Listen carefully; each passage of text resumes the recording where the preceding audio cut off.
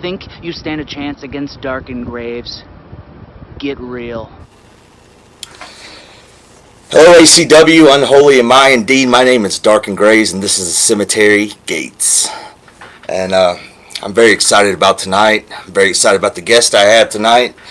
Whenever I knew that I was going to bring my podcast over to A.C.W. for a little while, the first guy I had in mind, well, he's the reigning, defending heavyweight champion over on Mayhem. He's a member of the cause. He's been doing this for 10 months, and in those 10 months, he has taken the EFED world by storm. He's red hot. He's from the Fallen Kingdom.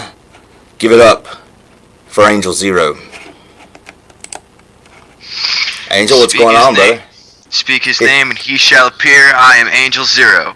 Yes. DarKen Graves, I love to be on your show, man. Thanks for having me on. Thank you for being here, man. This is it's kind of surreal. We just had a good old-fashioned Dukaroo a couple weeks ago. That's right, man. We had a hard-hitting event, and my jaw still hurts. Well, yeah. It'll do that. It'll go away eventually. But I got to tell you though, man. I was really impressed with you. You know that we've talked about this since when you first came into A.C.W. I knew right away I wanted to work with you. And you know, it takes a special kind of guy, not tooting my own horn, but to really push me to want to give that, you know, 125%, 666%, if you will. And you did that. And it was very memorable. I appreciate that. I always try to go over 9,000 with just about anything and everything that I do, especially with this EFED. And it is correct. I've only been here for almost going on 10, 11 months now. Right. And I'm still new to the game. I'm still learning the tricks of the trade. I get tips here and there, but I pretty much just stick to what I can. Right. That's the way to do it, man. Tonight was A.C.W. Wednesday Night Mayhem SHOCKWAVE, Corpus Christi, Texas. You defending your championship against Raw. Raw got his rematch. Your any comments? Man, this back and forth with Raw, and it's not just with Raw, it's with the entire collective. I've been on this this crusade, if you could call it, against anyone and everyone who wants to step up against not just me, but against my brothers in the cause as well. And I'm more than welcome to take on any and every challenger. But remember, the end result will always be the same. I will ascend, and you will fall. Nice, very nice. And I can't wait for the results to come out. And I have a little bit of involvement in that event as well. But we're not here to talk about me. Let's talk about you. We're gonna get to A.C.W. and Mayhem and the cause and everything here in just a few minutes. But I want to start off like I do with most people that are on the show, because I'm always curious to know. Most people that do EFED wrestling, they're pro wrestling fans. I mean, it goes hand in hand. Absolutely. What are your memories growing up as a pro wrestling fan? Who were your influences? What did you used to watch on TV? Give me some of your earliest memories of pro wrestling. Oh, wow. Well, I was pretty much a shut-in child, so I didn't get to really do a whole lot of outside. Then again, I didn't get to do a whole lot of inside stuff either. My stepfather was very controlling over some of the stuff I could watch and could do, but I would spend a lot of my time with my grandparents, and this was back when they had these things called VHSs. These kids today will never know what that is. And I had this nanny who would purchase the pay-per-views from WWF at the time, would record them over the blank VHS, and then give them to me so that way I could watch the pay-per-views. Now, the very first wrestling pay-per-view, and this is also the very first wrestling show I ever watched, was SummerSlam 2000. The match of the night was the tables, ladders, and chairs match between the Hardy Boys, the Dudley Boys, and Edge and Christian, who were the defending champions at the time. Yes, I was a little upset that they were able to retain, but that match alone got me hooked, because I'm seeing these grown-ass men do these superhuman feats. And I always got a shout out to Jeff Hardy. Jeff Hardy is my all-time favorite. He will always be my all-time favorite, from that spot where he does the swanton off the ladder and misses Bubba Ray Dudley and goes through the two tables. Priceless. The man can take a bump. Oh, absolutely. That man's taken more bumps than I'm sure any of us will ever do in a lifetime. And of course, I was a child of the 90s, so I grew up between the WWF and WCW Monday Night Wars. I mean, that was to me the best part of the whole thing. The toughest decision for me was what show was I going to watch at the time. So, inquiring minds want to know. I want to know what was your pick? WWF, WCW? Man, I would hate to say this, but it would depend on the show at the time, because if I saw Goldberg, I was hooked. If I saw DDP, I was hooked. If I saw the NWO, you had to shout out to the Too Sweet, woo! But then you had WWF, you had The Rock, Stone Cold, Undertaker, Kane, you had D-Generation X. For me, man, it wasn't really much a pick. It was just what could grasp my attention at the time. Because, again, I was just a small child. This is just all new to me. I'm seeing real-life superheroes on the television doing these feats that most people can't do. So it's just, what could I do? Except just get memorized. Yeah, that's pretty cool. And, I was a teenager around that time, but it was a great time. Flipping back and forth. You said something about VHS. I remember... it was good to have a VHS in those days. Oh, absolutely. Pay-per-views were like $30-$40. Just pop it in, record it, you're set. So, you mentioned Jeff Hardy. Who were some of the other guys that you really liked a lot that influenced you? Oh, man, you gotta think. At the time, I was maybe 45 pounds, 90 if I was soaking wet. So I always liked the guys who were like super light, but could do all the flips. So you had to think of Rey Mysterio, Eddie Guerrero. You had to think of the other high flyers that were there at the time, like even Lita. Lita was one of the first ever females that you could see perform a moonsault. You had S.A.W. You had all these guys, Taka Michinoku, Funaki. You had all the great cruiserweights out there. And that's kind of where I kind of got mesmerized. Like, you know what? I want to be like these guys. And then you had on WCW, you had Dean Malenko, you had Chris Jericho, you had Ultimo Dragon, my all-time favorite luchador. You had Psychosis, you had all those cruiserweights doing fantastic flips. So whenever my parents got me a trampoline for my 11th birthday, of course, the first thing I did was have a battle royale, and I was doing backflips and kicking my friends in the face, knocking them off the trampoline. Oh, yeah. Good times. I do have to say, if you had a trampoline and you were a wrestling fan, you got to have stories. Absolutely. It makes a pretty good ring. Oh, it does. And then having a little brother always just makes it that much more, because you always had an opponent challenge. And he was always smaller than me, but he was always a bit more sturdier to me. So he could do the stronger power slams, and I could do the high-flying feats. So we'd always have our own like little tag team where we'd beat the crap out of each other at the time. It was always very exciting times with me and my brother. And he would always like to use that pile driver, and I was not a fan of that. Oh, Jesus. So did you and your brother, did y'all stage matches? Did y'all have like pay-per-views and stuff like that? We didn't go that far with it because our parents just let us be kids out in the yard, but we did have our imagination, and that's the greatest thing to have as a kid, plus a trampoline. So we would actually do our own like little wrestling matches, and sometimes we'd take it off the trampoline. I recall this one time, we had a bunch of empty boxes and a tarp, so I laid them out like there was a table, and I had set them on the table, and I climbed back on the trampoline. I hit a 450 splash on my brother, and we went through the boxes. And that was probably the dumbest thing we ever did, but it was also one of the most exciting things. Now, he did win by getting a quick roll-up on me, but, wins and losses. Yeah. Wins and losses, they come with each other. So, you was talking about imagination is the greatest thing to have when it comes to stuff like that, pro wrestling.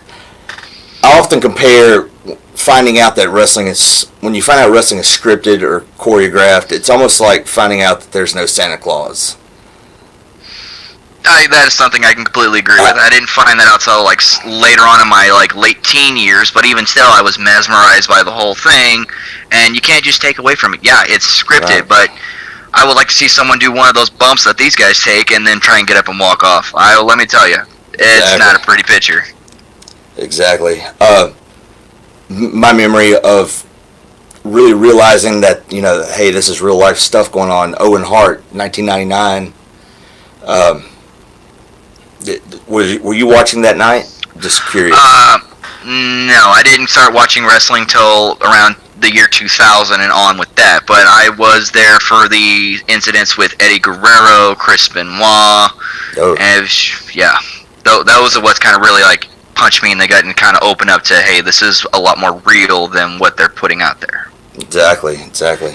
All right, so pro wrestling, you have it in your heart, you're a fan. How did you hear about this crazy fucking hobby / slash business that we're in, known as EFED, known as promo wrestling. How did you come across all this? It's actually quite funny. Like most wrestling fans, I'm a part of like maybe 10 or 12 different Facebook wrestling fan groups where they all share the dirt sheets and all the if and that, and like, hey, I got these photos of so-and-so, I got these photos of this person. I was on one of the pages at the time, and a man by the name of Justin Barr was putting out these questionnaires saying, hey guys, I'm trying to get a Facebook group started. If any of you are interested, please leave a comment. So I was like, okay, it's something new, want to start up. I'm all for like helping people start up, so I left a comment. I get a message from Justin. He says, hey, I'm starting this thing called EFED. Would you like to be interested? Like, exactly what is EFED? Then he started to explain to me the finer points of EFED, and I was a little skeptical at first because the way he was describing it really didn't click in my head. But I was like, you know what, I'll still go ahead and like the page. So I get on the page, and my God, I'm seeing these men and women put on these personas, dressing up. They have wrestling masks, they have face paint, they have replica championships, and they are doing their best at just doing promo work. I'm just blown away. So I sent him a response message saying, dude, I'm in. Just give me 3 weeks to just kind of sit back and watch how everything works around here. Let me figure out who's faces, who's heels, who's top, who's bottom, and I'll come up with a character by then, and I'll jump right in. And 3 weeks go by. Out of the last second, because I'm a procrastinator at nature, I came up with my very first gimmick as King Jonesin. And that was what I stuck with for a few months before I had to do a transition into a much more darker persona, which I dubbed the man, I'm drawing a blank right now. I hate when that happens. Yeah. It was the Mad Tyrant, because when I was the king, I was a true face. I was a king of the people. I fought for them. So anyone who was like shit talking on the fans or shit talking to the good guys, I would step up and I would fight. And then the funny thing is let me, before I get into the match, I want to tell about my first match. So sure. Justin gives me my very first match. I have no idea what I'm supposed to do. He says, okay, the rules are you cut like a 2-3 minute promo on your opponent. You just go about what you're going to do, how you're going to do it, describe it, location, etc. I'm like, okay, cool. I hit record, and I am so nervous that I go back and look at that recording, and I just laugh from how I was to where I'm at now. Wow. And the person who I actually had my first match with was actually one of my tag team partners. It was DJN, the wrestling god. Oh, and right. That's how he and I came into contact, was through the ICW at the time. And we go back and forth, and I just couldn't get enough in the promo points, and DJN got the win over me. So I was like, okay, cool. I got my first match. I had my first loss, but it was still pretty fun. So fast forward to the next week. Justin says, hey, you did really good. I want to see you step it up, so I'm putting you up against Sergeant Mayhem. Again, I'm new at this. I don't know who's who. I don't know what's what. So right. I sit back and watch Sergeant Mayhem, and I'm looking at this guy thinking, I am going to get slaughtered. So, again, being 2 weeks into this, I'm super green, don't know what I'm doing. I do the same thing. I do my best. The night before, I get a message saying that there was a bit of a complication in the creative department, and so I'm forced to take a loss because he wants Sergeant Mayhem to leave on a good note. So my first 2 weeks, straight losses. And at some point, some people would leave, but I was having too much fun, and I wanted to see what I could do. I just kept going and going, and then fast forward 2 months later, I am the television champion. Wow. Yeah, talk about a crazy first encounter. Yeah, man. And so you're digging this, you're loving it. And by the way, my first 4 weeks, all 4 losses in a row. But how did the character that everybody knows now, Angel Zero, I'm interested to know how you came up with the character and the gimmick, and you know your style, very very sadistic, but you know, very verbal, very lyrical, I guess you would say. Right. Well, that kind of stems from, it all stems back to my king persona. pretty much everything I've done was a step in evolution. I took the base of it, and then I stepped it up a bit further, and I kept going to this point. I was the king for, like I said, a few months, and then I was supposed to be doing a heel turn and joining a faction. But again, creative didn't work out, so I did a heel turn for no reason. The point was, I had to figure out a way to turn heel because I was an up-and-coming babyface. So I put my title as king on the line, and that's what my character was driven by. I was driven by the king. It was something I worked for. It was my persona. It was my everything. If I lost that identity, what would I be? So the match goes on. I lose. So I told Justin, give me 1 week. I'll blow you away with what I got. Week goes by. You see a very dark black and white. You hear Sinister laughing.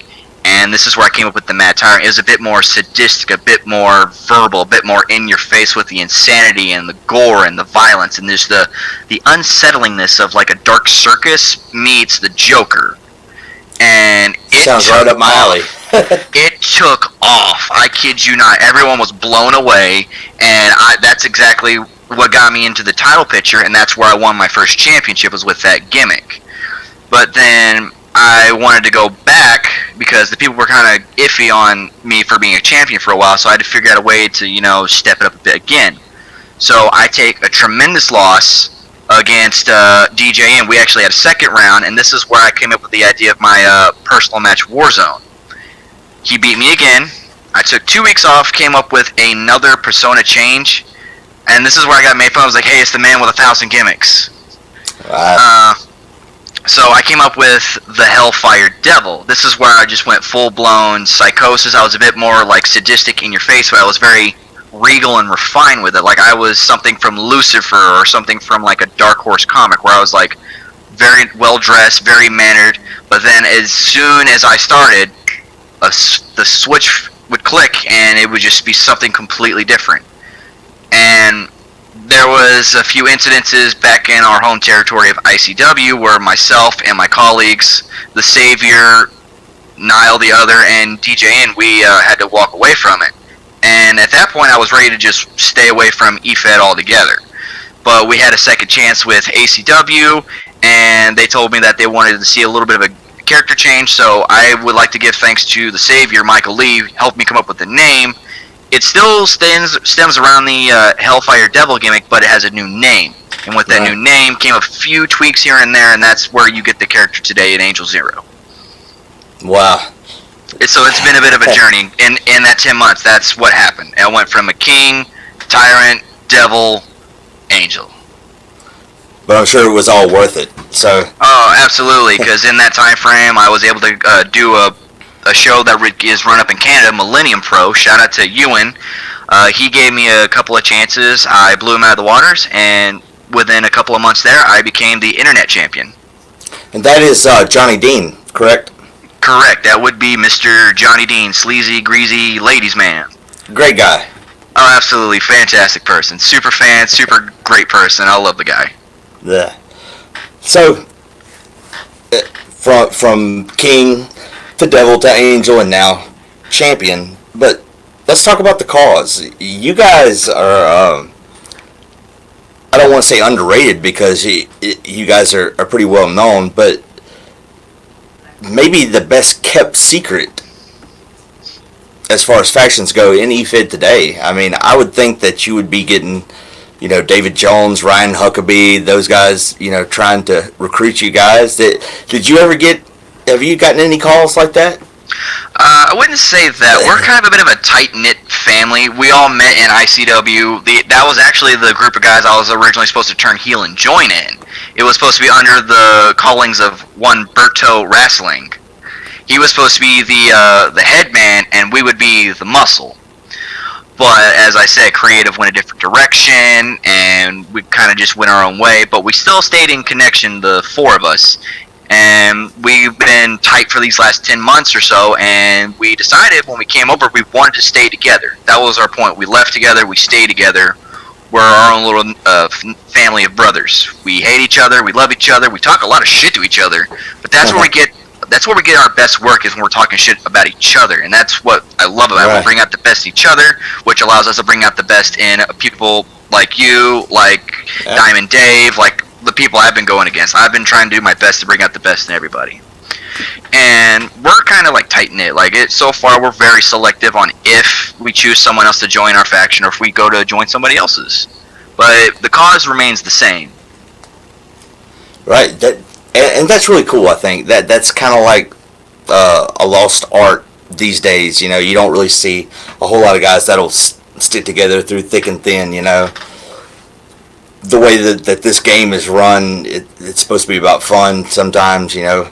There's double crossing and all that, but you guys seem to be really tight-knit. Well, at the end of the day, this whole thing is just for fun. It's fantasy league wrestling, and that's what we do. We try to bring out the best in fantasy because reality sucks. Yeah, tell me about it. And you guys do compliment each other. I will say that you're all very well spoken. Well, that's in front of the curtain. Behind the scenes, we talk more shit to each other than we do the roster. Let me tell you, my DMs are filled with voice messages from those three just talking mad shit to each other, mostly about me, because out of the four of us, I'm the youngest, I'm the smallest, so it's easy to pick on me. Alright, but again, you are world champion. Yeah, that is very true. This is my first Majors Championship. I've only ever won 2 minor league championships, and now it's my first Major League Championship, and this has just been a great honor. I will also like to extend a thank you to Blake and Tony for giving me the opportunity to take the flagship show and run with it. Yeah, definitely. Where do you see yourself going now? You had to climb this mountain against the collective, right? Absolutely. You went through a series of matches. And, right, and then the second match was a bit of a, we'll call it a miscalculation, but the powers that be, they saw fit to give me the match I deserved, and I proved to not just the collective, but to everyone here that I am the top dog, I'm here to stay, and if anyone wants a shot at me, all you gotta do is step up and challenge me. Yeah, correct. You know, me, myself, I can't wait to step in the ring with you again. Absolutely, and as soon as I'm through dismantling Raw, I'm more than welcome to take on anyone and everyone that deserves a shot at the championship. So let me ask you this: other than yourself, who are some of your favorite EFED guys? Some of your favorite promo artists that you? Man, excuse me. That was actually a good question. I wasn't prepared for something like that. I gotta say, my top guy is also one of my brothers. It's the Savior. As soon as I joined in, he was the guy that caught my attention. He's just so methodical with how he pronounces. He's very intellectually gifted, and a lot of people don't know this. He actually used to do the dance. He was a professional wrestler back in the day. Holy shit. So he's got the actual ring experience to back up his claims and everything he can do. So being able to actually, a lot of people don't. He doesn't really open up about it that much. So I hope he doesn't like kill me for telling people this. But he actually was. I've seen his pictures and a lot of his stuff. He's fantastic. He's a great guy to sit down and chat with. Put the blame on me. It's okay. I'll hear about it later. But another one would definitely be Johnny Dean. He was one of the first guys that I got to watch, and I just really got to understand like how in-depth a character you really need to get. I mean, I don't know, I can't tell you how many naked shower promos I've seen of this man. That is his trademark. I love it and I hate it at the same time because it's like I'm seeing a naked man, but I can't help but not look away. He did one against me, my first match in A.C.W. Of course he did. Oh man. And I'm sorry if I sound biased, but my brothers DJN and Niall the other, we all have our own different styles, and that's what I like. Everyone has their own unique style that they bring to their character. Now you may see like 4 or 5 kings or so many so-and-sos who say I'm the best, but it's all about how you interpret your character and bring out the best of it. Exactly. It's very wise thinking right there, dude. My experiences in EFED wrestling, first half of my career, a lot of drama, a lot of controversy. A lot of people don't like me for controversy that some of it I created, some of it I didn't. You seem to have steered clear of any kind of personal EFED drama, controversy. how do you do that? Or have you ever been faced with that before? Have you ever had to deal with bullshit like that, you know, on the dirt sheets? Absolutely. I mean, I try to stay clear because the whole point of this whole thing is to have fun with it. You can't really have fun if people are going in and doing personal attacks on you. I really don't like talking about this story because I don't want to bash people, but I feel like it needs to be brought up because people can understand what happened and why we did what we did. This stems back into ICW. Now, we all know the Savior can be a bit of a jackass, and I say that with the utmost respect. Yeah. But sometimes people don't get along, some people don't have the same ideas or see the same thing same way. That's okay, we're different, it's going to happen. But the owner of ICW at the time was taking it a bit too personal, and, you know, you get the quick ban, it happens, but you come right back. He was actually leading personal attacks and telling the entire roster to personally attack and call out the Savior on the page. If it's one thing if it's in a private messenger, it's another thing when it's in the locker room, but you don't bring out the drama on the page. That's just, right. You don't want that. And this is kind of where I put my foot down, and myself, Niall, and DJN, we all made a stand and said, look, if you're going to shit talk the Savior, you can shit talk us, and we'll back it up 10 times worse than any of you could ever dish it out. And it led to a point where we decided to make our leave, and we all did it in our own special ways. I was the reigning television champion at the time, and I pulled up the Medusa clip and said, I'm out. Wow. Yeah. DJN left a very short, brief, but personal message. Niall did his thing where he blew up the locker room chat and he left, and then Michael just left on his own accord. And I'm not going to lie, that did leave a bit of a sour taste in my mouth because the owner said he wasn't going to do these personal attacks. He said all this and that. It's one thing when you hear it from someone on the roster. It's another when you hear it from the guy who runs the show. And after that, I was actually ready to hang it up and call it quits because that left a bad taste in my mouth because I had spent months working on my character, doing programs with everyone on the roster, getting to know my brothers very well and making friends all across the states and all across the world. And it took up so much time and energy that it left a bad taste in my mouth. So for a few months or so, I bounced around from different e-feds, just testing them out, but it didn't quite feel the same. If you don't mind me asking, do you mind telling us some of those e-feds that you bounced around in? I did some in Millennium. I did a couple in RCW. I tried a short stint in Tombstone. I pretty much bounced around from here and there. Okay. And then we got a personal message from A.C.W, and they gave us an open invitation. We were a little hesitant at first, but we all came to a decision to join, and you saw the impact we made. Yeah, definitely, and the impact you're still making as we speak. It's really something fun to watch, and you know, A.C.W. to me, it's kind of like a breath of fresh air when you've been around all these different feds, and I know my experiences aren't all great, but you know, A.C.W. the rules in A.C.W. you know, it really is about having fun, isn't it? Oh, absolutely. That's the whole point. You have fun. Now, every time I have a program with somebody, you can attest to this. I run by, hey, it's a hi, nice to meet you. What are some things we can discuss? What are some things you want to steer clear of? And let's just get the story straight and have a good time. Yeah, exactly. I remember you and I having that same conversation. Absolutely. Every time I run a program with somebody, I try to keep it as formal but also as friendly because I don't want to accidentally say something and get the wrong impression. This gets too personal.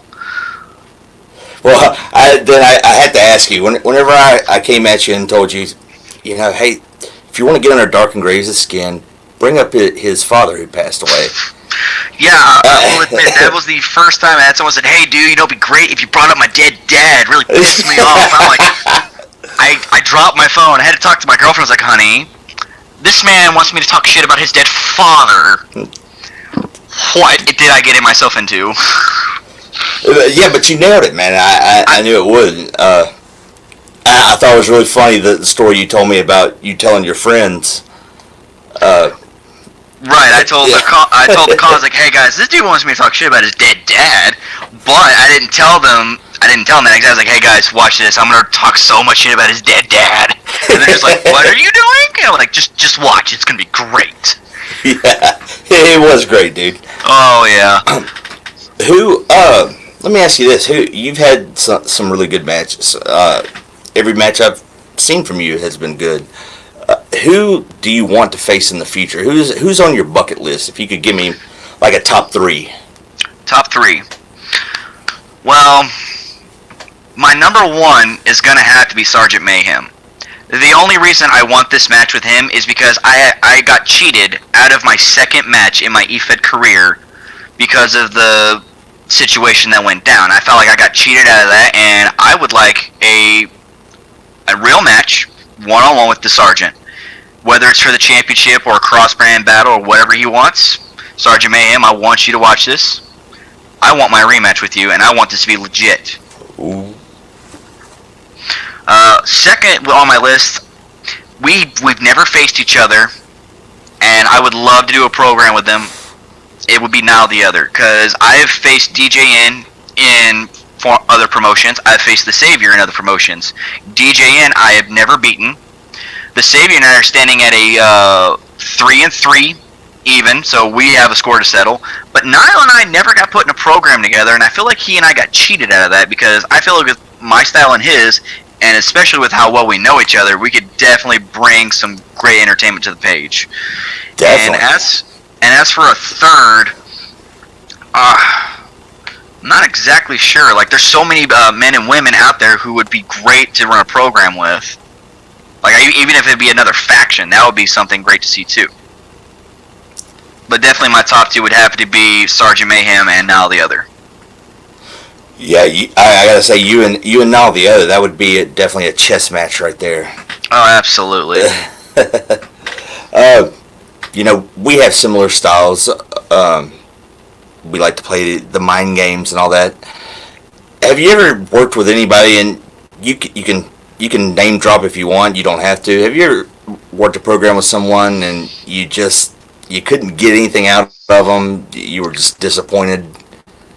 Yeah, there's been a few incidences where I've had programs with people and it just really wasn't clicking no matter how hard I tried. I mean, it happens from time to time. There's nothing you can do about it. You can just shake hands, be done with it, and just move on. Right. But you also learn from those mistakes, and you try and find those people you can get a niche with.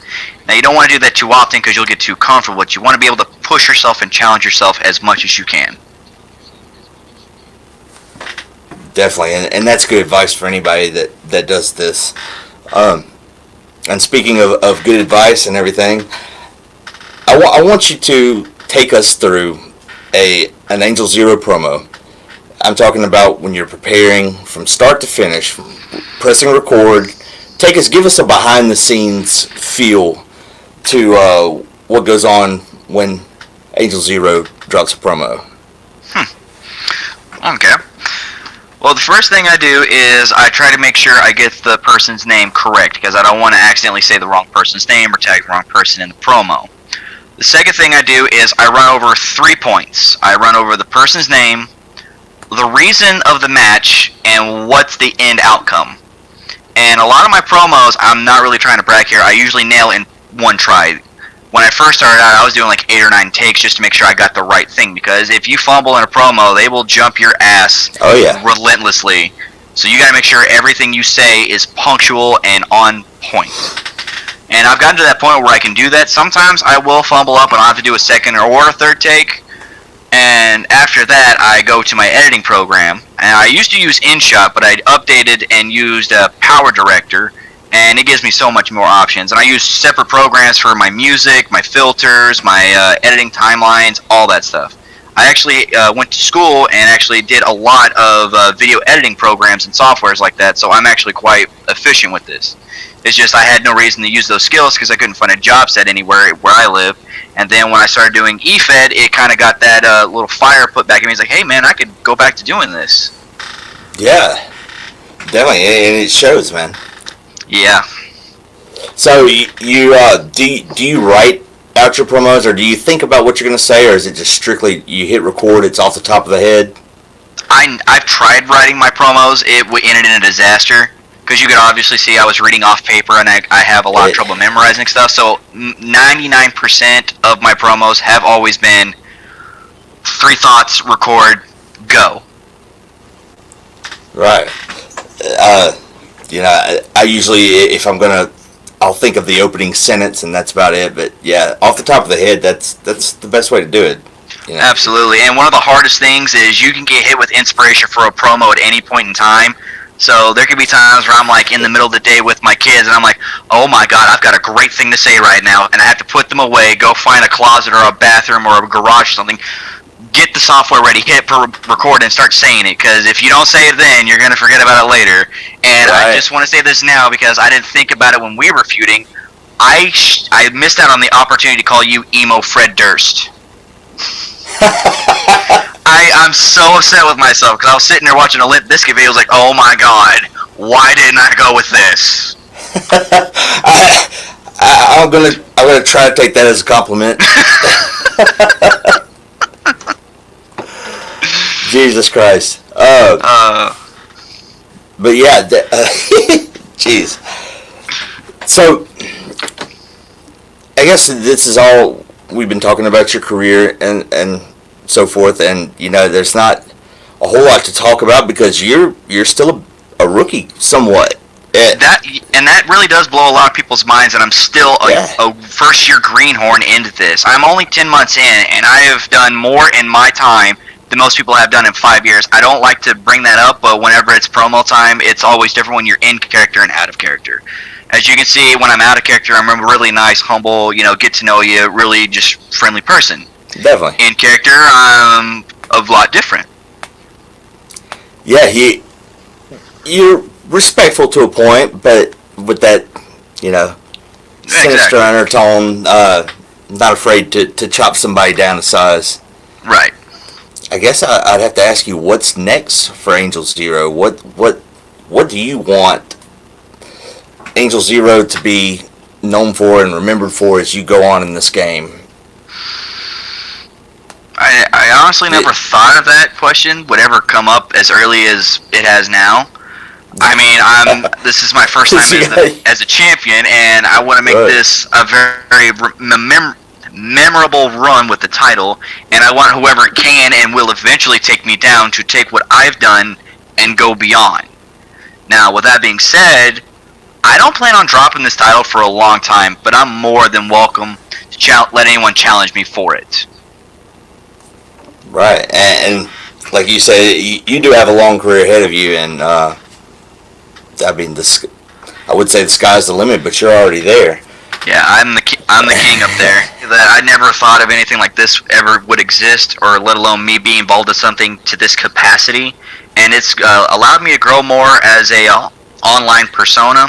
It's allowed me to get back into some old habits that I used to do back in school when I was much younger, like the video editing software. Like, I've even gotten to the point where I'm running my own startup gaming channel. I'm not trying to plug anything because this is your show, and I don't want to be there as plug away, man. Plug away.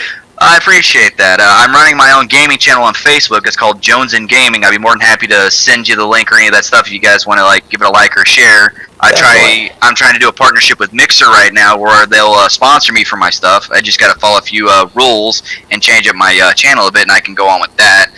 But it's also just allowed me to be a lot more creative outside, not just as Angel Zero, but as Nathan Jones myself. It's just, I would like to owe a lot to Ife because there's been a lot in these last few years that's just kind of made me like a really selfish, bitter, like I want to be closed off. But being able to chat with people, even if it's just on the phone in another eFed or anywhere else, it's just refreshing to have this kind of like connection, especially with people who are wrestling fans and just fans of other things in general.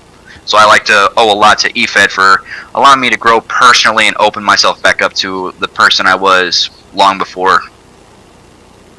Yeah, that's awesome, man. I want to talk about your gaming channel a little bit more. I'm kind of intrigued here. Is this like people do on Twitch, or Yeah, it's off the Mixer. It's a competitor of Twitch, pretty much. It's built into my gaming system, so all I gotta do is just put the game in, set record. I put it on my headset, and I can actually communicate with people, and they can watch me play games. We can communicate. I actually open up a Discord now, so people can actually talk to me on there. I'm actually this is something I've been wanting to do since I was like 14, 15 when I first discovered YouTube, and for the longest time I just never had the right equipment. But now I've actually saved up and I've got the equipment now. It's just getting my foot in the door and trying to get that footing and starting up. Well, yeah. Much like with anything else. Exactly. And this is where people can drop bits or stars or whatever. I think it works differently with Mixer. I'm not exactly sure. I'm still new to it. I've only done like a couple of streams right now. I'm trying to get more into it. It's just being a father of 3 right now, and with this whole COVID-19 outbreak, it's just really difficult. Right. And you live in Arkansas, correct? Northwest Arkansas, correct. Right. So down here, I'm from Central Louisiana. It's kind of hit our little area pretty hard. Hopefully that'll be over with soon. Absolutely. But yeah, man, 3 kids. I'm a father of 3. Yeah. Sounds like a nice family, man. Thank you. I worked really hard to build this family. I was very nervous at first when I became a father, but it just when it clicks, Right. Do they watch your promos? No, I'm very particular on people watching me. My kids are too young; they won't know what I'm doing. They just think, "Oh, Daddy's being funny." They know Daddy steps into the other room and yells into his phone for a few minutes. That's all they know. Do they watch wrestling though? I try to get him to watch wrestling. My son, he likes to do wrestling moves from time to time. Like, I bought him a trampoline, so we like to beat each other up. But then again, he's 4, so I got to be careful with them. But they still got to take the bumps. You don't get a free pass. You will take a bump and you will like it. My daughter is 2. She turns 3 in a few months. She gets wrestling moves too. And my youngest one just turned 1, and she's not immune either. I'm just especially careful with her. So I don't want people to think, oh, he beats his children. No, we practice wrestling. We are a wrestling family. There's a difference. It's scripted. Exactly. It's choreographed. Oh, absolutely. Even if I have 0 training, I'm not a professional, but I see them do it all the time, so I know what I'm doing. Right. So you say you don't like a lot of people watching your promos. Do you have friends that want to see your work and you don't let your friends see your promos? I actually don't have. Outside of EFED, I don't have a whole lot of personal friends. Like, the friends I have are the friends I have in EFED. So, Michael Lee, Anthony Fuentes, Dan, The Cause, they are my friends. And the people I meet, like, I consider you a friend. I work with you. We've chatted from time to time. I feel like we could be friends. And the other people I work with, too, I feel like we could be friends. I'm more of an online friend than I am a personal friend. And with COVID-19, what better way to have online friends? Yeah, definitely. I have only a few personal friends myself, and they think that EFED wrestling is pretty weird. I have yet to introduce EFED wrestling to anyone else. My girlfriend knows about it. She makes fun of me all the time. I was like, you're just with your wrestling nerd friends talking shit on the phone. I was like, yeah, well, it helps pass the time. Playing pretend. I've gotten that a lot of times. Oh, I've had her help me when I first started, but after a while she quit being my cameraman, so I was like, fine, I'll do it myself. So I tried to get her involved in it. It just wasn't for her. She kept laughing at me and making comments, and I can't edit it out. So I'm just like, you know what? Just give me the phone. I'm going to step in the other room. Let me do my thing, and I'll step out. That's awesome. But it's cool. They're supportive of you. Oh, yeah. She's do. always supportive. And I've actually been for the longest time trying to get my foot in the actual door. Like, I want to do this for real. We're all wrestling fans, and we all want to take that step from being a fan to being a professional. And my biggest issue was I always had time, but not the money. Now my situation is I have the money, but I can't go outside. I have a friend of mine that has done promo wrestling for a while, and he coined this phrase, I'm sick of masturbating. I want to have fucking sex already. So what do you see yourself doing in pro wrestling? Man, I I always thought myself would be a high flyer because I always felt like the cruiserweights, even now with how high of a level they are, they're still underrated, they're still underappreciated. And I always wanted to be the one to kind of be like, I want to take the world of professional wrestling and just take it by storm by being the not just the best cruiserweight on the planet, but the king of professional wrestling as a whole. So the whole idea of the king gimmick was actually the gimmick I wanted to start out with as a real professional wrestler. So I was going to take that and be not to take anything away from Neville, but king of the cruiserweights or king of the world of professional wrestling. That's what I wanted to do, and I always felt like I had that kind of style because I'm 5'9", or not 5'9", I'm 5'11", I'm 195, and I can do amazing flips for a lazy video game nerd. I'm a very athletic individual. I studied dance for well over 9 years. I studied all sorts of martial arts, and I've watched professional wrestling since I was pretty much in diapers and as a young child, so I know I can do the moves. I've always had the time to practice them. I just never had the time or the money to actually get the correct training to pursue this. Wow, so this is still something that's on the table for you. Absolutely. I'm 27. I still would love to be a professional wrestler. You're never too old to be a professional wrestler. Unless you're DarKen Graves, but yeah, I could totally see you doing that, and I wish you the best in that venture. Thank you. And even and this is what I told everyone, especially my eFrip friends, if I can't do it for real, best believe I'm going to bring that real reality to fantasy wrestling. Yeah, definitely. If anything, this hobby needs something new, something fresh. I mean, no disrespect to any Fed out there, but the next big thing. This game is evolving, I guess is what I'm trying to say. No, absolutely. And I want to thank you for joining me here. This has been fun for me. Absolutely. This is my second ever interview, and I'm so happy I got to be on the show. This was a fantastic time. Second of what I'm sure is going to be many. Oh, absolutely. I'm always up to do an interview. I'm always up to do a match, everything that has to do with this. I'm game. So, ladies and gentlemen, you heard it here. He is the reigning defending Wednesday Night Mayhem heavyweight champion of this world. He's Angel Zero. Thanks, brother. Thank you very much. And I want to thank all of you who are watching. Thanks for tuning in. My name is DarKen Graves, and until next time, unholy am I.